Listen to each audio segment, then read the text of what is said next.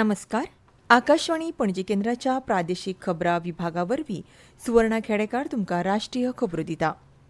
पहलगाम आतंकवादी हल्ल्याच्या गुन्यांवकारांक फावो ती जाप दितले अशें प्रधानमंत्री नरेंद्र मोदी हांणी आयज आकाशवाणीच्या मन की बात कार्यावळीन राष्ट्राक संबोधीत करतना सांगलें. श्री मोदी हांणी ह्या म्हयन्याच्या 22 तारखेक पहलगामान जाल्ल्या आतंकवादी घडणुके दूख उक्तायलें. हो हल्लो आतंकवादाच्या आश्रयदात्यांची निराशा आनी भित्रेपण दाखयता अशें तांणी सांगलें. काश्मीरांत शांतताय परतून येता, लोकशाय घटमूट जायत आसा, पर्यटक विक्रमी प्रमाणांत वाडत आसात, हाचेर भारत आनी जम्मू काश्मीराचे दुस्मान खोशी नात अशें तांणी सांगलें. आतंकवादाच्या ह्या झुजांत देशाचो एकवट आनी 140 कोटी भारतीयांचो एकचार सगळ्यांत व्हडलें बळगें आसा अशें प्रधानमंत्र्यांनी स्पश्ट केलें. हो एकचार होच देशाच्या आतंकवादाच्या निर्णायक झुजाचो आधार अशें तांणी सांगलें.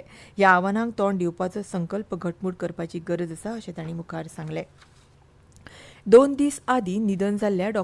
कस्तुरीरंगन हांणी विज्ञान, शिक्षण आनी भारताच्या अंतरीक्ष कार्यावळीक नवी उंचाय दिली. डॉ. कस्तुरीरंगन हांणी दिल्लें योगदान सदांच याद उरतलें अशें प्रधानमंत्र्यांनी म्हटलां. एप्रिलांत आर्यभट्ट उपग्रह सुरू जावन 50 वर्सां जाली. ह्या विशीं प्रधानमंत्र्यांनी खोस उक्तायली. तेन्नाच्या तरणाट्यांक, शास्त्रज्ञांक आधुनीक साधनां नाशिल्लीं आनी संवसारीक तंत्रगिन्यानाची संद नाशिल्ली अशें श्री मोदी हांणी आयकुप्यांक सांगलें. बैलगाडयो आनी सायकलीचेर शास्त्रज्ञ स्वता म्हत्वाची उपकरणां व्हरताले अशें तांणी म्हटलें. ह्या समर्पण आनी राष्ट्राक सेवा दिवपाच्या भावनांचोच परिणाम म्हळ्यार भारत एक जागतीक अंतरीक्ष शक्त जाला अशें तांणी सांगलें.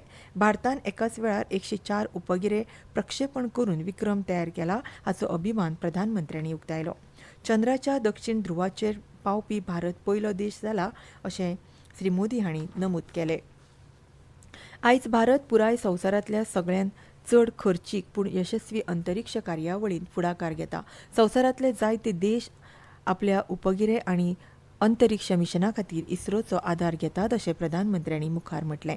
आयज जायते तरणाटे स्पेस स्टार्टअपाच्या मळार नवे मार्गदर्शक तत्वां साध्य करतात. फाटल्या म्हयन्यात म्यानमारांत आयिल्ल्या भुंयकापा विशीं उलयतना प्रधानमंत्री हांणी सांगलें की भारतान ताबडतोब ऑपरेशन ब्रह्मोस सुरू करून वायुसेनेच्या विमानां सावन नौदळा वरवीं शेजारच्या देशाक मजत केली. मुंबय सॅपर्ड्साचे आदले vice chief of army staff आनी colonel commandant lieutenant general S. Pattabhiraman हांचें काल निलगिरी जिल्ल्यांतल्या वेलिंग्टन हांगच्या लश्करी हॉस्पिटलांत निधन जालें. तांची पिराय 78 वर्सां आशिल्ली. फाटल्या कांय दिसां सावन तांकां श्वास घेवपाक त्रास जाल्ल्यान तांकां हॉस्पिटलांत दाखल केल्ले. तांचे निमाणे संस्कार आयज पुराय लश्करी भोवमानान जाले. भारतीय सैन्याच्या आधुनिकीकरणा खातीर सरकारान बँक खातें उगडलें असो दावो करून वेगवेगळ्या सोशल मिडिया प्लॅटफॉर्माचेर पातळिल्लो व्हॉट्सॲप संदेश चुकीचो आसा अशें सरकारान आयज स्पश्ट केलां. PIBच्या फॅक्ट चेक युनिटान दावो केला की हो संदेश बनावट आसा. लश्करी कारवाय करतना शहीद वा जखमी जाल्ल्या सैनिकांच्या कुटुंबांक बेगोबेग अर्थीक मजत दिवपा खातीर सरकारान सशस्त्र दळाच्या झुजांत अपघात कल्याण निधी तयार केला अशें त्या बनावट संदेशान म्हटलें. प्रख्यात नामनेचे अंतरीक्ष शास्त्रज्ञ इस्रोचे आदले अध्यक्ष आनी राष्ट्रीय शिक्षण धोरणाचे शिल्पकार डॉ. कृष्णस्वामी कस्तुरीरंगन हांचे आयज बंगळुरांत पुराय राज्य सन्मानान निमाणे संस्कार जाले. डॉ. कस्तुरीरंगन फाटल्या शुक्रारा बंगळुरांत संवसाराक अंतरिल्ले. आयज रमन संशोधन संस्थेन तांची कूड निमाण्या मान दिवपा खातीर दवरिल्ली. आयज निमाणी श्रद्धांजली दिवपी मानेस्त लोकां मदीं राज्यपाल थावरचंद गेहलोत, मुखेलमंत्री सिद्धरमैया आनी इस्रोचे अध्यक्ष व्ही. नारायणन हांचो आस्पाव आशिल्लो.